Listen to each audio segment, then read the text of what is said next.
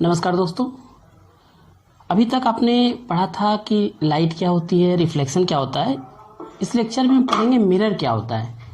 Light से related जो concept हमारा मिरर है, इस लेक्चर में हम मिरर को पढ़ेंगे। तो चलिए देखते हैं, मिरर पढ़ना है हमें। सबसे पहले मिरर होता क्या है। मिरर क्या है? मिरर मैंने आपको रिफ्लेक्शन पढ़ाया था।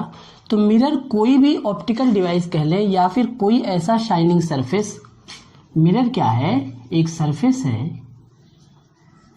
कोई ऐसा surface which forms clear image, या दूसरी लैंग्वेज में क्या कह सकते हैं, इसको सीधे से कह सकते हैं कि मिरर कोई ऐसी चीज जो मैक्सिमम रिफ्लेक्शन दिखाए। क्या दिखाए? Maximum reflection.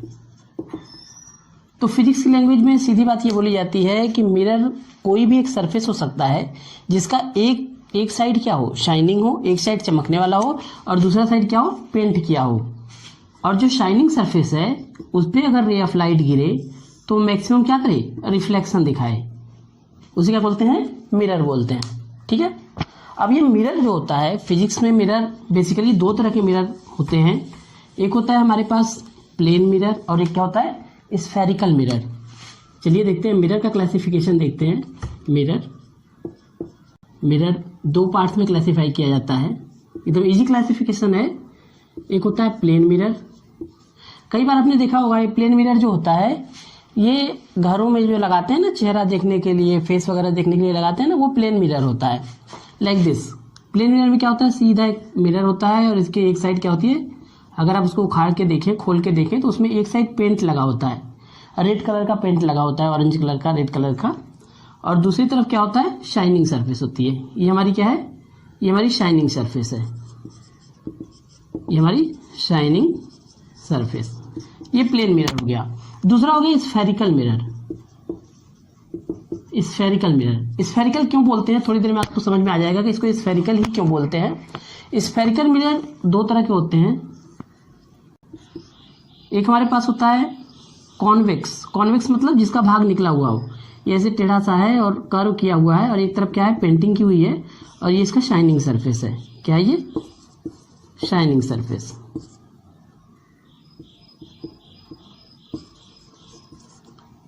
और दूसरा जिसमें अंदर वाला पार्ट शाइनिंग हो, लाइक दिस, ये शाइनिंग है। यानी कर्व्ड सरफेस जो बनते हैं मिरर के, ये स्फेरिकल मिरर में आते हैं। दो तरह के होते हैं, एक में बाहर वाला पार्ट जो उभरा हुआ पार्ट है वो हमारा शाइनिंग होता है, एक में अंदर वाला पार्ट होता है। तो जो उभरा हुआ पार्ट होता है इसका नाम होता है कॉन्वेक्स, और जो अंदर वाला पार्ट होता है इसे बोलते हैं कॉनकेव। देखिए काफ़ी कंफ्यूजन होता है कॉन्वेक्स और कॉनकेव में, स्कूल लेवल पे ये काफ़ी डाउट्स होता है।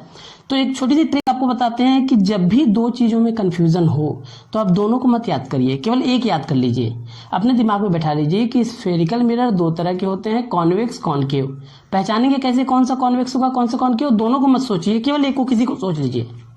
तो सीधी बात हम ये देखते हैं कि जिस मिरर का भाग बाहर की तरफ निकला होगा, शाइनिंग होगा, वो कॉन्वेक्स होगा। तो दूसरे वाला ऑलरेडी क्या हो जाएगा, कॉनकेव हो जाएगा। तो केवल एक को याद करिए, जिस मिरर का उभरा हुआ भाग शाइनिंग होगा उसे बोलेंगे कॉन्वेक्स, और जिसका धसा हुआ भाग होगा वो बोलेंगे क्या, कॉनकेव। तो दो तरह के मिरर हो गए, कॉन्वेक्स और कॉनकेव। ठीक है। मिरर क्या होता है आपको समझ में आ गया, मिरर कितने टाइप का होता है ये आपको समझ में आ गया। इसके बाद मिरर से इमेज कैसे बनता है और इमेज क्या चीज़ है। सबसे पहले इमेज को देख लीजिए, इमेज क्या चीज़ है। अगर फिजिक्स की लैंग्वेज में इमेज की बात करें तो इमेज का मतलब ये होता है कि इंटरसेक्शन ऑफ रेज, इसे कह सकते हैं intersection of rays. For example, अगर किसी ऑब्जेक्ट से दो रेज निकलती हैं, मान लीजिए पॉइंट ऑब्जेक्ट है, और किसी तरीके से ये रेज यहाँ से जाके निकल के और कहीं इस पॉइंट पे मिल रही हैं। मैंने मान लिया यहाँ पे पॉइंट क्या हो रहा है, यहाँ पे रेज मिल रही हैं। तो ये जो इंटरसेक्शन पॉइंट होगा ये तो ऑब्जेक्ट हो जाएगा हमारा, और ये चीज़ क्या हो जाएगी, इमेज। तो इमेज क्या है, intersection of rays from body. किसी बॉडी से अगर रेज निकल के आ रही हैं, वो रेज फाइनली कहाँ मीट हो रही हैं, उसी को हम इमेज बोलेंगे। अब ये इमेज फिजिक्स लैंग्वेज में दो तरह की होंगी, एक हमारे पास रियल होगा और एक होता है वर्चुअल। वर्चुअल थोड़ा सा आपको नया लग रहा होगा। वर्चुअल का मतलब सिर्फ होता है आभास होना, इसे आभासी बोलते हैं। आभासी मतलब सच में रेज नहीं मिल रही है, केवल महसूस हो रहा है। तो जहां पे रेज रियल में मिलेंगी वो इमेज रियल होगा, जहां पे केवल हमें फील होगा, केवल ऐसा महसूस होगा कि रेज वहां पे मिल सकती हैं, वो क्या होगा, वर्चुअल होगा। तो दो तरह के इमेज हुए, एक रियल हुआ, एक क्या हुआ, वर्चुअल हुआ। इसको दिमाग में रखिएगा, इसका आगे यूज होगा, आगे मैं यूज करूंगा। तो देखिए इमेज की क्लासिफिकेशन के बारे में आप थोड़ा सा जानते रहिए, बहुत इंपॉर्टेंट है ये। अभी से जान लेंगे तो आगे हेल्प मिलेगी। अगर नेचर के बेसिस पे देखें तो या तो ये रियल होगा या क्या होगा, वर्चुअल होगा। दूसरा क्लासिफिकेशन देखते हैं, जो सीधा होगा। मान लीजिए ये हॉरिजॉन्टल है, तो अगर ये हॉरिजन है और इमेज ऐसे बनता है, ये हॉरिजन है, इमेज ऐसे बनता है, तो जब सीधा बनता है, अप डायरेक्शन में बनता है, तो इसे बोलते हैं, जैसे सीधा बना उल्टा बना, ठीक, इसे बोलते हैं इरेक्ट और इसे बोलते हैं इन्वर्टेड। रियल का मतलब क्या हो गया, रियल को हमेशा कंप्लीट एरो से दिखाएंगे, इन्वर्टेड वर्चुअल को हमेशा क्या दिखाएंगे, डॉटेड से दिखाएंगे। हमेशा कैसे दिखाएंगे, डॉटेड। ये दोनों कॉन्सेप्ट याद रखिएगा, आगे यूज होगा, मिरर में यूज होगा। इमेज कैसे होते हैं, रियल होगा वर्चुअल, रियल वो होगा जहां रेज सच में मिल रही है, वर्चुअल वो होगा जहां पे ऐसा महसूस होगा कि रेज मिल रही है। रियल हमेशा कंप्लीट रेज से दिखाते हैं, जबकि वर्चुअल कैसे दिखाते हैं, डॉटेड से। सीधा होगा अगर हॉरिजॉन्टल के ऊपर होगा तो इरेक्ट होगा, उल्टा होगा तो इन्वर्टेड होगा। एक तीसरा क्लासिफिकेशन होगा साइज की बेसिस पे। साइज की बेसिस पे क्या होगा, स्मॉल। मान लीजिए आपका ऑब्जेक्ट ये है और इमेज ये है, मतलब ऑब्जेक्ट से छोटा है तो उसे स्मॉल बोलेंगे, ऑब्जेक्ट से बड़ा है तो इसे लार्ज बोलेंगे। ये हमारा ऑब्जेक्ट है और अगर इमेज बड़ा है तो क्या हो जाएगा, लार्ज हो जाएगा। तो इमेज की क्लासिफिकेशन आपको समझ में आ गई होगी, रियल होगा, वर्चुअल होगा, स्मॉल होगा, लार्ज होगा, इरेक्ट होगा, इन्वर्टेड होगा। Is that clear. तो हमने मिरर देखा, मिरर की टाइप्स देखे, इमेज देखा। अब image formation by mirror, image formation by mirror, अगला टॉपिक हमारा है इमेज फॉर्मेशन। चलिए सबसे पहले प्लेन मिरर के बारे में देखते हैं कि प्लेन मिरर से जो हम देखते हैं उससे इमेज कैसे बनता है। ये हमारा प्लेन मिरर हो गया, मान लीजिए प्लेन मिरर है हमारा, ये शाइनिंग सरफेस है, ये क्या है, पीछे वाला बैक साइड है। तो इधर तो ऑब्जेक्ट रखेंगे नहीं, हमेशा शाइनिंग की तरफ ऑब्जेक्ट रखेंगे। उससे पहले एक हॉरिजन बना लेते हैं जिससे हमें ऑब्जेक्ट रखने में आसानी हो। ये यहाँ पे कोई खड़ा है, मान लीजिए लल्लू लाल खड़े हैं, यहाँ पे सीधा है। अब ये ऑब्जेक्ट हमारा सीधा है, इमेज कैसे बनेगा उसको देखेंगे जरा। चलिए मान लेते हैं इसका एक टिप। देखिए होता क्या है कि यहाँ से एक रेज चलती है, मान लीजिए ये रह गई। भाई रिफ्लेक्शन आपको पढ़ा चुका हूँ, आपको समझ में आ गया होगा कि अगर ये इंसिडेंट रेज आएगी तो रिफ्लेक्टेड कैसे आएगी, रिफ्लेक्टेड कैसे आएगी, उसी रास्ते से 0 डिग्री पे जा रही है तो 0 डिग्री पे वापस आएगी। क्लियर है। अगर देखिए ये रे हमने मान लिया यहाँ पे गई, ये पॉइंट ऑफ इंसिडेंस हुआ, तो इसका कैसे होगा, ये पॉइंट, ये रिफ्लेक्शन हो जाएगा। अब देखते हैं रेज कहाँ पे मिल रही है, क्योंकि अभी थोड़ी देर पहले मैंने आपको बताया कि image is the intersection of rays. Rays जहाँ पे मिल रही है वही इमेज है। तो देखो भाई आप यहाँ से देखोगे तो यहाँ से तो रेज अगर इसको इधर बढ़ाना शुरू करे और इसको इधर बढ़ाना शुरू करे तो कहीं मिलेंगी नहीं, मिलने का कोई चांस ही नहीं इधर। तो इसका मतलब सच में रेज नहीं मिलेंगी। लेकिन अगर इधर से कोई देखे, ऐसा देखे, तो सबको महसूस होगा कि ये रेज यहां से कहीं से आ रही है, लाइक दिस, मिरर के पीछे से कहीं से आ रही है और पीछे पे मिल रही है। तो अभी एक पॉइंट का बना, एक पॉइंट से 2 रेज निकल के वहां बनी, ऐसे ऐसे पूरी जो बॉडी है पॉइंट पॉइंट पॉइंट करके पूरी बॉडी बनी होगी। तो हर पॉइंट से रेज ऐसे जाएंगी और वहां पे पूरा कंप्लीट जो बॉडी है वो कंप्लीट दिखने लगेगी। क्या दिखेगी, कंप्लीट बॉडी लाइक दिस। अब आपको समझ में आ गया होगा कि मैंने ये रेज ऐसी क्यों बनाई है और ऑब्जेक्ट ऐसे क्यों बनाया है। मान लीजिए ये ए है, ये बी है, तो ए का जो पॉइंट बना है ये ए डैश बना है और क्या बना है, बी डैश। बाकी ए से बी तक जितने पॉइंट हैं ये ऐसे ऐसे करके बन जाएंगे। Is that clear. तो एक चीज देखने वाली बात यह है कि हमने यहाँ पे डॉटेड क्यों बनाया है, क्योंकि रियल में जो रेज हैं वो मिरर को क्रॉस नहीं कर रही हैं, उधर रिफ्लेक्ट होकर चली गई। लेकिन हमें ऐसा महसूस हो रहा है कि बैक साइड से आ रही हैं, means these rays are virtual, that's why we have made this in the form of dotted lines. Object real था लेकिन जो इमेज बना वो कैसा बना, वर्चुअल बना, इसलिए हमने क्या किया, डॉटेड लाइन बनाया। अब इमेज की क्वालिटी क्या क्या है, पहली बात कहाँ बना है, ये पोजीशन बताते हैं। सबसे पहले इमेज की क्या बताते हैं, पोजीशन, बैक साइड, किधर बना है ये, back side of the mirror. दूसरा क्या है, वर्चुअल बना है। और तीसरी बात क्या है, सेम साइज बना है, साइज क्या है, सेम साइज। और चौथी बात, हॉरिजन के ऊपर है तो कैसा बनेगा, इरेक्ट बनेगा। क्या बनाइए, इरेक्ट। बेसिकली देखिए, हॉरिजन के ऊपर या नीचे से मतलब नहीं होता है। अगर ऑब्जेक्ट हमारा ऊपर है और इमेज भी ऊपर है तो इसे बोलते हैं इरेक्ट, और अगर ऑब्जेक्ट नीचे है, ये भी नीचे है, तो इसे क्या बोलते हैं, इन्वर्टेड। तो ये प्लेन मिरर से इमेज फॉर्मेशन आपको समझ में आ गया। एक चीज और जान लीजिएगा, back side at the same distance, यानी जितनी डिस्टेंस ये होगी, अगर मैंने कहा कि 5 मीटर पे कोई आदमी खड़ा है तो इसकी इमेज भी कितने पे बनेगी, 5 मीटर पे बनेगी। याद रखिएगा इस चीज को। और आपके लिए एक छोटा सा क्वेश्चन है। क्वेश्चन ये है कि अगर कोई आदमी अपनी प्लेन मिरर में अपनी पूरी इमेज देखना चाहे, पूरी बॉडी देखना चाहे, तो उसके मिरर का साइज क्या होना चाहिए। कमेंट बॉक्स में बताइएगा आप मुझे कि मिनिमम कितने साइज का प्लेन मिरर चाहिए ताकि कोई आदमी अपनी बॉडी को कंप्लीटली देख सके। इरेज कर देते हैं इसे। ये था image formation by plane mirror. अगला हम देखेंगे बाई स्फेरिकल मिरर। तो स्फेरिकल मिरर से बनने से पहले देख लेते हैं स्फेरिकल मिरर में कुछ बातें होती हैं। स्फेरिकल मिरर कैसे बना होगा, जरा सा ध्यान दीजिए। एक स्फेयर रहा होगा हमारे पास। स्फेयर कैसा रहा होगा, हॉलो स्फेयर। स्फेयर कैसा रहा होगा, हॉलो। हॉलो का मतलब उसके अंदर कुछ नहीं है, खाली जगह है, केवल ये ग्लास का बना हुआ है, कांच का बना हुआ है। अगर इस कांच के स्फेयर को इसके अंदर पूरा, इसको मान लीजिए आधा काट दें, आधा काट देंगे तो क्या हो जाएगा, ये पूरा कट जाएगा। और अंदर की साइड से क्या कर दें, पेंट कर दें, तो ये क्या बन जाएगा, कॉन्वेक्स मिरर। और अगर मान लीजिए इसको हम काट दें और काटने के बाद बाहर की साइड से पेंट कर दें, तो ये क्या बन जाएगा हमारे पास, कॉनकेव मिरर। बहुत ही सिंपल सी चीज है। स्फेरिकल मिरर क्या नाम है इसका, क्योंकि स्फेयर से बना हुआ है। अगर स्फेयर हॉलो स्फेयर है, हॉलो स्फेयर का अंदर का पार्ट पेंट कर दें, बाहर शाइनिंग है तो वो कॉन्वेक्स की तरह काम करेगा, और बाहर पेंट कर दें तो अंदर क्या करेगा, कॉनकेव की तरह काम करेगा। तो अब देखिए, मिरर के कुछ पार्ट होते हैं, कुछ छोटे छोटे पॉइंट्स होते हैं मिरर में, इसको ध्यान से समझिएगा। तो हम एक कॉनकेव मिरर लेते हैं और एक ही मिरर से आपको सारी चीजें समझ में आ जाएंगी। ये हमारा मिरर है और इसके एकदम बीचों बीच अगर हम एक लाइन क्रॉस कर दें लाइक दिस, अगर एक लाइन यहां से चली जाए ऐसे, तो इसको ध्यान से देखिएगा। अब मान लीजिए इस मिरर को हम कंप्लीट कर देते हैं। भाई स्फेयर को काट के ही तो बनाया गया है, ये स्फेयर को हमने काट के बनाया है। अगर स्फेयर को कट करके बनाया है तो इसका मतलब एक डायमीटर है, जो डायमीटर है उसी डायमीटर से ये पास कर रहा है, एकदम मिडिल पॉइंट। तो ये जो मिडिल पॉइंट जो उस स्फेयर के डायमीटर से पास करेगा, जिस स्फेयर को काट के मिरर बनाया गया है, देन दिस डायमीटर और this line is said to be principal axis.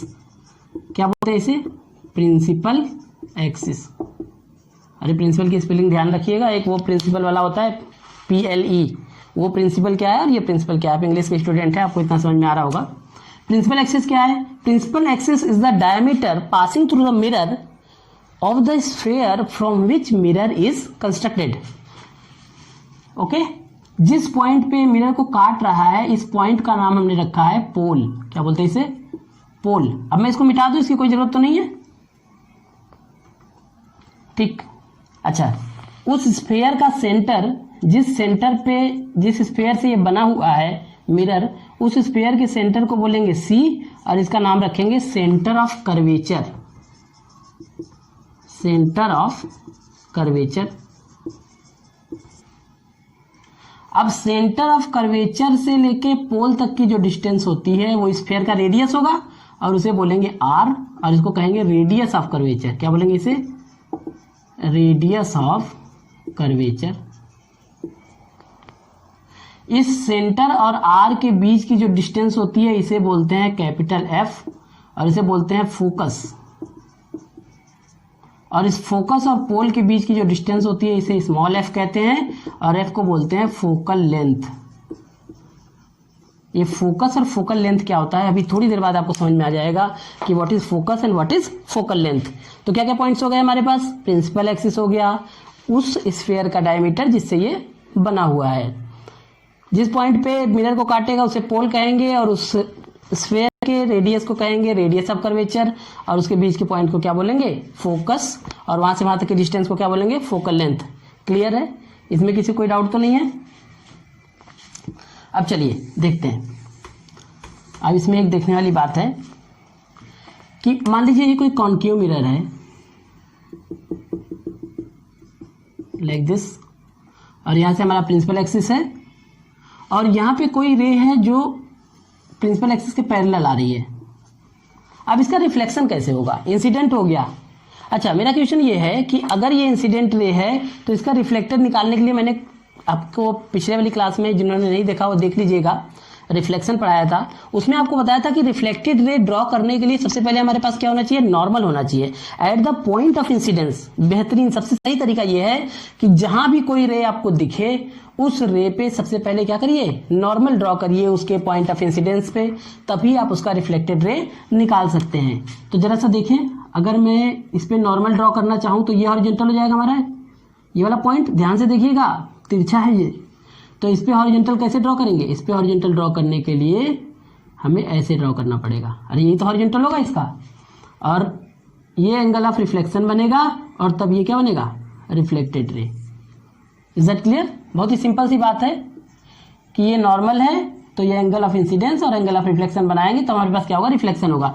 Similarly अगर यहाँ से कोई रे आए तो ऐसे रिफ्लेक्ट होगी, यहाँ से कोई रे आए तो ऐसे रिफ्लेक्ट होगी, यहाँ से कोई रे आए, ये कोई रे आई ऐसे रिफ्लेक्ट हुई।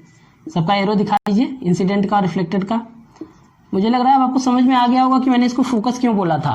कहते हैं ना चीजों पे फोकस करो, तो ये मिरर बेसिकली कर क्या रहा है, जितनी रेज ऑफ लाइट इसके पास आ रही है सबको क्या कर रहा है, फोकस कर रहा है।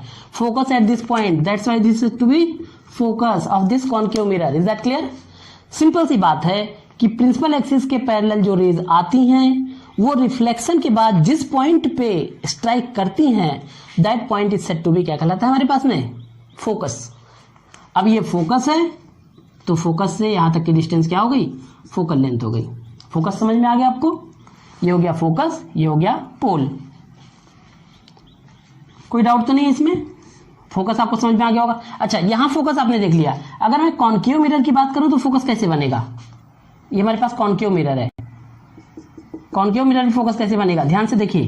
ये हमारे पास प्रिंसिपल एक्सिस है, यहां से रे आई है भाई, यहां से रे आ रही है, ये एंगल, ये हो गया इंसिडेंट रे। इसका रिफ्लेक्टेड रे कैसे ड्रॉ करेंगे, देखिए बहुत लोग दिमाग लगाएंगे बहुत जल्दी, यहां से ऐसे करेंगे और यहाँ पे तुरंत रिफ्लेक्ट कर देंगे।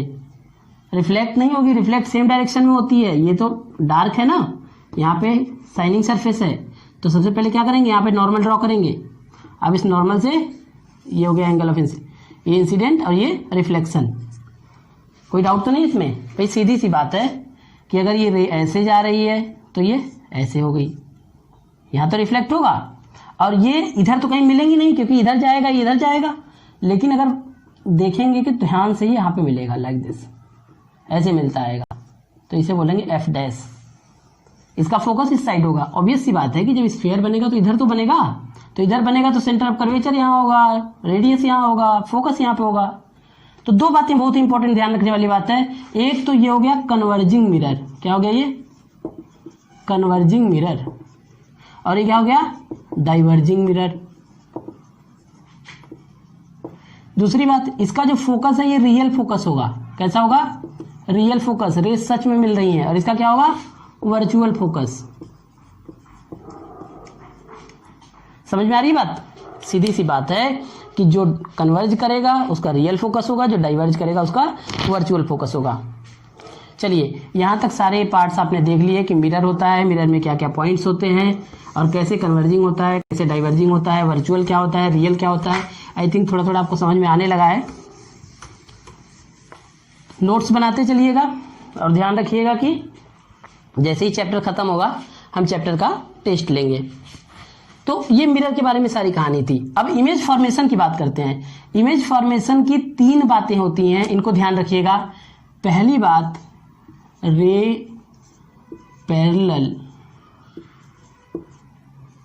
To principal axis. जो प्रिंसिपल एक्सिस के पैरेलल होती है वो पासेस थ्रू फोकस, वो फोकस से पास करेगी आफ्टर रिफ्लेक्शन। आफ्टर रिफ्लेक्शन सीधी बात, जो प्रिंसिपल एक्सिस के पैरेलल जाएगी वो रिफ्लेक्शन के बाद कहां से पास करेगी? फोकस से। ये रूल्स हैं, इमेज फॉर्मेशन के रूल्स हैं, याद रखिएगा। पहली बात, जो रे प्रिंसिपल एक्सिस के पैरेलल होगी वो रिफ्लेक्शन के बाद कहां जाएगी? फोकस से। दूसरी बात, रे passing from centre of curvature, जो सेंटर ऑफ कर्वेचर से पास करेगी, traces the same path, traces the same path after reflection. देखिए ये हमारा प्रिंसिपल एक्सिस हो गया, ये हो गया सेंटर ऑफ कर्वेचर। तो जो रे सेंटर ऑफ कर्वेचर से जाएगी वो रिफ्लेक्शन के बाद सेम पाथ फॉलो करेगी। क्यों करेगी बताइए भाई? ऐसा क्यों होगा कि सेंटर ऑफ कर्वेचर से जाने के बाद रेज क्या होगी? सेम पाथ को ट्रेस करेगी। ये क्वेश्चन आपके लिए है, इसको ध्यान रखिएगा। अगर नहीं समझ में आता है तो कमेंट बॉक्स में बताइएगा। मैं आगे के डिस्कशन में बताऊंगा या अगली क्लास में आपको बताऊंगा कि वो रे जो सेंटर ऑफ कर्वेचर से जाती है वो वापस उसी पाथ से क्यों जाती है। ठीक है।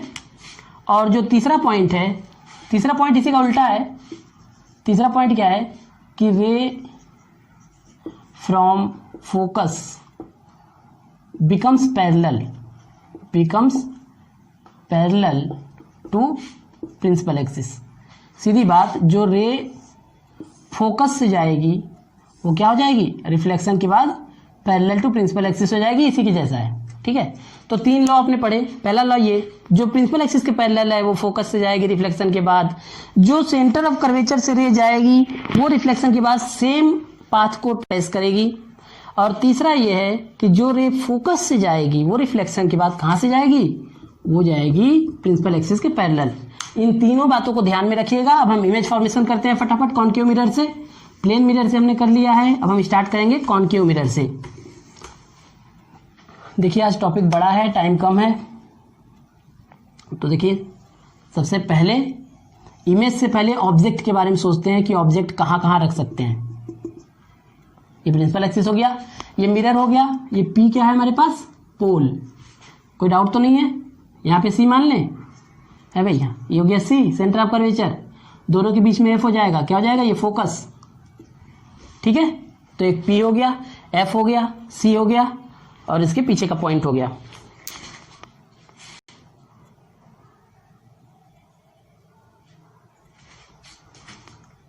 चलिए देखते हैं।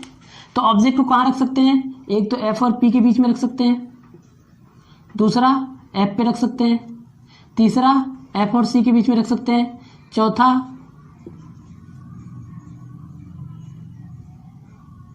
फिर सी के पीछे, और एक और पॉइंट मान लेते हैं जिसे इन्फिनिटी कहते हैं। इन्फिनिटी कोई पॉइंट नहीं है, ये समझ लीजिए कि इन्फिनिटी मतलब ऐसा डिस्टेंस जिसे हम मेजर नहीं कर सकते, काफी दूर।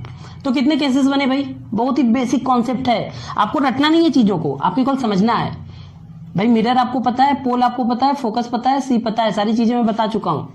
तो सबसे पहला केस क्या होगा? अगर कोई केस आपसे पहला कहे तो बिटवीन एफ एंड पी, पोल और फोकस के बीच में। दूसरा फोकस पर, तीसरा फोकस और सेंटर ऑफ कर्वेचर के बीच में, फिर सेंटर ऑफ कर्वेचर पर, फिर सेंटर ऑफ कर्वेचर के पीछे, फिर क्या हो गया? इन्फिनिटी पे। कितने केस बने? 1 2 3 4 5 और 6 केसेस हैं। बहुत ही सिंपल सी बात है। ये केसेस हैं जिसमें हम इमेज फॉर्मेशन देखेंगे। अगला केस क्या होगा? अगर कॉनकेव के लिए देखें तो कॉनकेव के लिए क्या होगा भाई? सॉरी, कॉनकेव के लिए था, कॉन्वेक्स के लिए क्या होगा? कॉन्वेक्स के लिए फोकस तो इधर है, सेंटर ऑफ कर्वेचर इधर है, इधर तो कोई पॉइंट ही नहीं है, इधर कोई पॉइंट नहीं है। इधर पॉइंट क्या है? एक तो इन्फिनिटी है, एक इन्फिनिटी है और एक इन्फिनिटी और पी के बीच में है। दो ही पॉइंट तो है। एक ऑब्जेक्ट यहां रखेंगे और एक ऑब्जेक्ट यहां रखेंगे। तो कॉनकेव के केस में फोकस, सेंटर ऑफ कर्वेचर के पीछे सब अपोजिट डायरेक्शन में है, तो यहाँ पे केवल 2 पॉइंट बनेगा, between P and infinity and at infinity. केवल 2 केसेस। इस केस में ऑब्जेक्ट, पहले ऑब्जेक्ट रखना सीखिए। अगर ऑब्जेक्ट रखना सीख गए तो इमेज बनाना आसान हो जाएगा। तो ऑब्जेक्ट के केसेस अपने मन में रिवाइज करिए। सबसे पहले क्या होगा, पोल और एफ के बीच में, दूसरा एफ पे, तीसरा एफ और सी के बीच में, चौथा सी पे, फिर सी के पीछे पांचवा, फिर इन्फिनिटी पे छठा। कोई डाउट तो नहीं है? आपको ऑब्जेक्ट रखना आ गया दोनों केसेस में, कॉन्वेक्स में और कॉन्केव में। एक इमेज मैं आपको बना के दिखाता हूं, बाकी का इमेज आप प्रैक्टिस करेंगे, फिर हम उसे अगली क्लास में डिस्कस करेंगे जब रिफ्लेक्शन की बारी आएगी। और हमारा जो क्वेश्चन है, जो मैंने आपको बोला है कि मिरर, जो प्लेन मिरर है वो कितना बड़ा होना चाहिए पूरी इमेज देखने के लिए, और दूसरा ये कि जो रे सेंटर ऑफ कर्वेचर से पास करती है वो रिफ्लेक्शन के बाद सेम पाथ को ट्रेस करती है, वाई। इसको जरा ध्यान से देखिएगा। देखिए एक केस इमेज फॉर्मेशन का देखते हैं हम। पहला केस क्या है, between P and F। P क्या है भाई, पोल, F क्या है, फोकस। तो पोल और फोकस के बीच में हमने ऑब्जेक्ट को रख देना है, देखना इमेज कैसे बनना है, ठीक है। ये हमारे पास F हो गया और यहाँ पे ऑब्जेक्ट रख दिया हमने बीच में, कहीं भी रख दीजिए इसके बीच में, और ये P है। वही रूल लगा देते हैं, 3 रूल है हमारे पास, कोई भी 2 रूल ले लीजिए। पहला rule, ray passing parallel to principal axis passes through focus after reflection. Reflection के बाद कहाँ से पास करेगा, फोकस से पास करेगा। कोई डाउट नहीं है, इजी सा कॉन्सेप्ट है, समझ में आ गया आपको। दूसरा, अगर ये फोकस है तो ये क्या हो गया, सेंटर ऑफ कर्वेचर हो गया। तो सेंटर ऑफ कर्वेचर से अगर कोई रे जाती है, सॉरी थोड़ा इसको सीधा बनाइएगा, स्केल लगा के बनाएंगे आसानी से बन जाएगा। तो ये traces the same path after reflection, वापस आएगी। तो जरा देखें ये कहीं मिलेगी इधर, ये तो मिलती नहीं है, इनके बीच की डिस्टेंस बढ़ती जाएगी। लेकिन जब कोई इधर से देखेगा तो क्या होगा, ऐसा लगेगा कि ये रे यहाँ कहीं से मिलती हुई आ रही है, ये रे ऐसे कहीं मिलती आ रही है, ठीक है। तो रे केवल फील हो रही है, वर्चुअल इमेज बन रहा है, बहुत ध्यान से देखिएगा। रे सच में नहीं मिल रही है, कहाँ मिल रही है, वर्चुअली मिल रही है। कहाँ मिल रही है, मिरर के पीछे मिल रही है।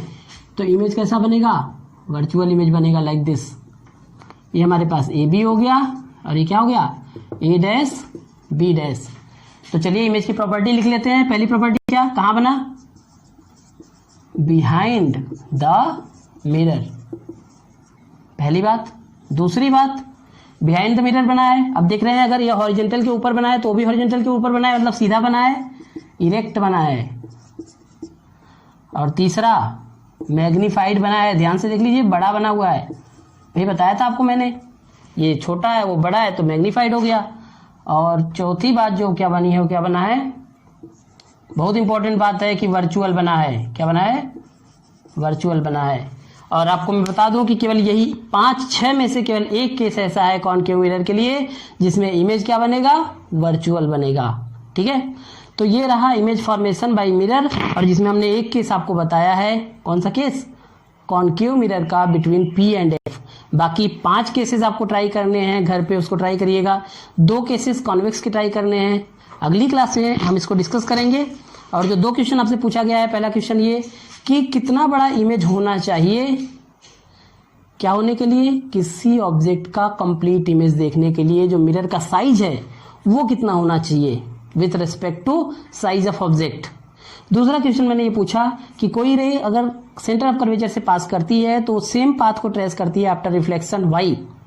और तीसरा क्वेश्चन मैं आपसे पूछ रहा हूं कि अगर मान लीजिए 2 मिरर हैं, आप नाई की दुकान में गए या कहीं गए, 2 मिरर हैं आपके पास, एक मिरर कमरे के रूफ पे लग जाए और एक मिरर किसी वॉल पे लग जाए, तो अगर आप बीच में खड़े हैं तो आपकी कितनी इमेजेस बनेंगी विद द प्लेन मिरर।